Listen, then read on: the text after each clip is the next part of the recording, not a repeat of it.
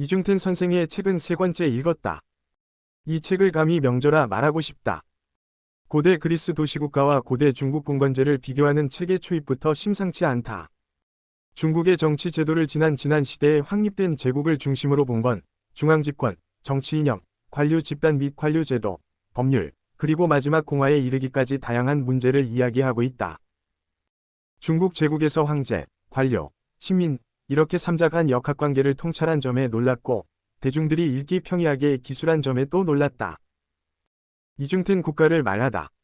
이중텐, 신규호. 라에논, 2015년 초판, 2019년 개정판.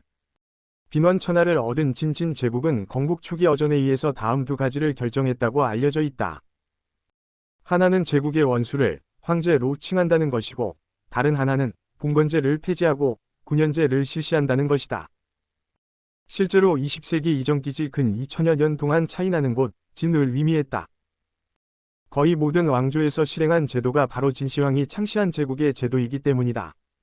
빈원천하가 하나로 통합되고 중앙집권이 시행되는 제국은 무엇보다 통일된 사상이 필요했다.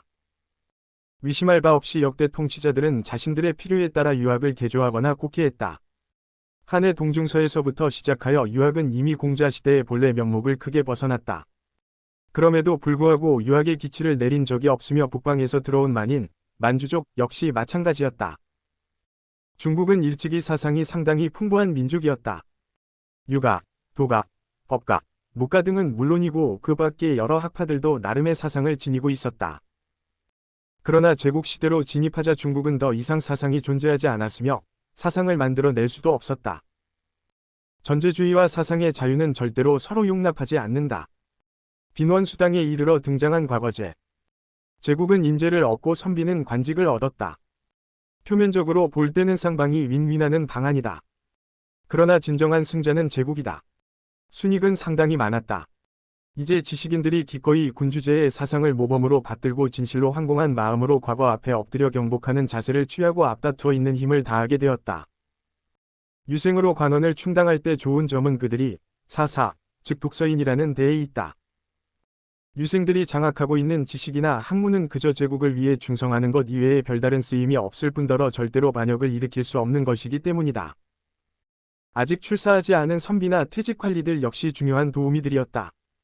빈원광활한 국토에서 중앙집권 통치를 유지하려면 관원대리의 제도를 시행하여 직급에 따라 관리해야만 한다. 이렇게 형성된 관료 집단은 불가피하게 급속도로 확장되며 집단적으로 부패하기 시작한다. 제국의 최고 통치자는 관료 집단 내부의 누군가를 처벌하거나 직위를 빼앗을 수 있지만 관료 집단 전체를 단죄할 수는 없다. 백성들이 수탈을 당해 더 이상 참을 수 없는 지경에 이르면 결국 위험을 무릅쓰고 기위를 일으키지 않을 수 없다. 빈원청의 패망은 왕조의 패망이 아니라 제도의 패망이자 조류의 패망이었다. 대청 왕조의 존재 기반이었던 집권, 전제, 독재의 제도가 공화, 민주, 헌정과 전혀 어울리지 않았던 데에 있었다. 이렇게 볼 때 현재 중화인민공화국은 참으로 책임이 막중하고 가야 할 길이 멀 듯하다.